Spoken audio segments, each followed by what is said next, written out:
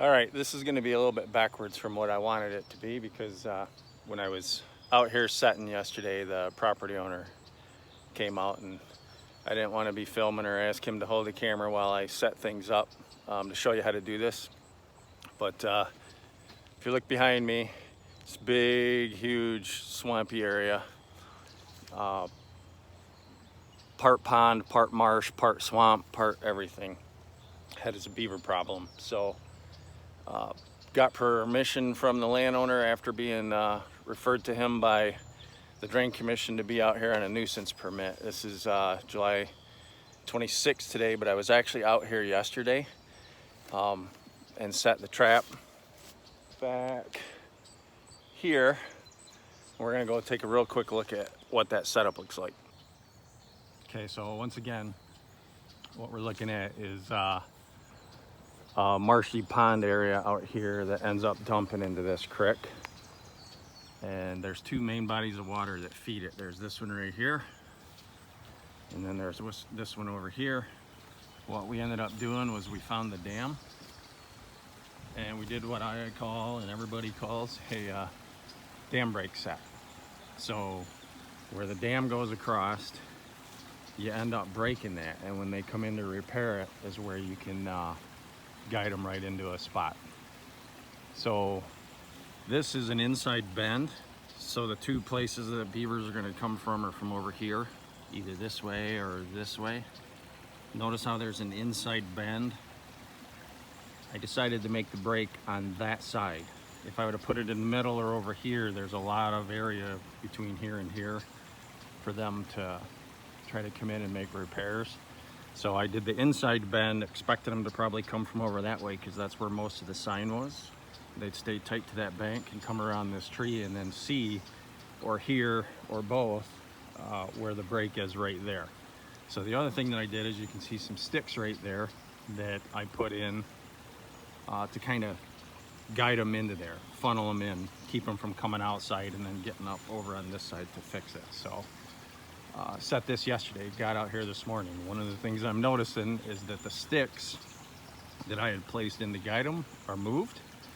Water's murky enough because it's running pretty good right through here that can't see if I've got one yet, but we're gonna go check that right now. Stand by.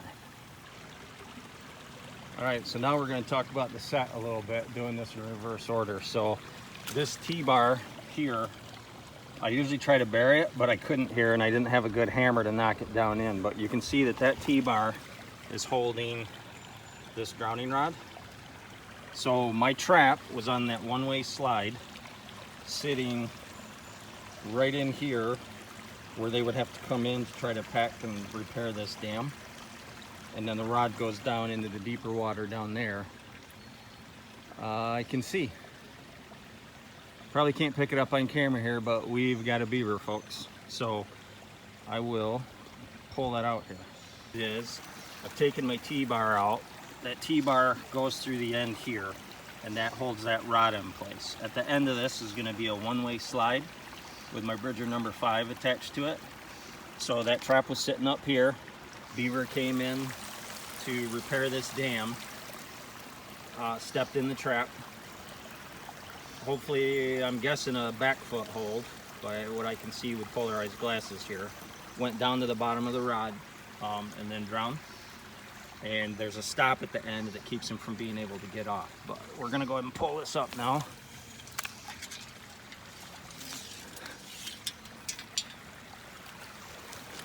And there is a decent sized, not huge by any means,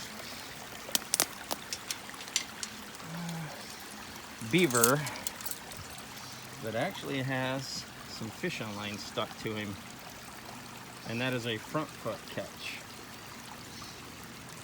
But there you can see that's the other end of the rod up there, and it comes down through here. Here is that one-way slide that the trap is connected to, and there's the stop so that it can't get past it. All right, we're gonna go ahead and shut down and take care of some things. Okay, we're gonna continue the backwards tutorial. So this is a reminder on how to set this whole rig. So this right up here would be your dam brake. That T-bar, first thing you're gonna do is you're gonna take this big 10-foot piece of re-rod and you're gonna push it into the ground so that the end right here is just perpendicular to where you're gonna set your trap. So if your dam brake was here, you would push this rod in until when you lower this end, and you're gonna do it on an angle, that you can run your T-bar all the way through the end here. A lot of people either weld a nut or a washer, or you can buy things that screw on, but you're gonna push this all the way down so that it's into the ground. Obviously it's gonna go that way, not that way. Then you're gonna set your one-way slide in a position where when you set your trap, there's no slack in that line. I try to have as little slack in that line as possible. The other thing I had taught before, Derek, is that you want to make sure that if the beaver's going this way, when these jaws come out that way, they're coming in like this and they're getting the sides of the foot, not the front and back. Because if the trap were set this way, beaver steps in the pan, as this jaw comes up, it can push the foot right out and you can miss. So it's better to set this way where you're getting the sides of the feet so that one of these jaws can't lift the foot up and out and give you empty trap. So then as the beaver gets caught, first thing he's gonna do is swim. So that end is gonna be lower, obviously. You're gonna have your rod on an angle like this so that your dam brake and your foothold are here, and it's gonna go down into the deep water where it's gonna drown it. So when he gets caught in this trap, he's gonna swim down, and this one-way slide is gonna hit the stop, and he's not gonna be able to go back up. Watch what happens when I pull on this. That whole rod's gonna go. And because it's T-barred at the other end, and this portion right here is pushed into the bottom of the lake or pond or river or wherever you're trapping, that rod's not going anywhere. As he tries to go back up, see how that rod won't go? Or the slide won't go, it's a one-way slide. So he can't get it to come up. And the reason for that is, as I've shown you, that grabs the bar and prevents him from coming up. So that's the setup, that's the system. Now we're gonna look at the beaver again quick. All right, now we're gonna do a quick rundown of how to skin one. So I always start by laying it on its back with its tail toward me, nose away from me. Start out by removing the tail. It's pretty easy to see where the fur meets leather. Take that straight across, set that to the side. Next, I take the back feet off. Same thing, I follow the fur line all the way around and then just cut that joint, take each one of those off. Moving up to the front, same thing, follow the fur line all the way around. No different than a duck or a goose removing the leg. Once you've got those off, you make a cut from the base of the tail straight up through the lower jaw, right in between the two bottom teeth. One continuous cut all the way up through.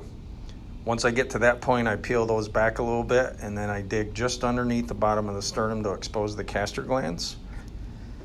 Separate those out. Those are gonna have a lot of smell to them. You don't wanna taint the meat. Be very careful with it, like a tarsal gland. Set those off to the side. Then you continue by pulling the limbs up through the holes that were created when you cut the feet off, and then all the way around the backside. There you have the hide separated from the body.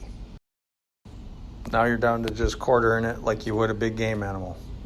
First thing I do is take the back straps off, follow the spine all the way down, and then the ribs. A little bit different angle, they're built funny, but you can find it pretty easy. Then I take quarters off the rears, do those right at the joint.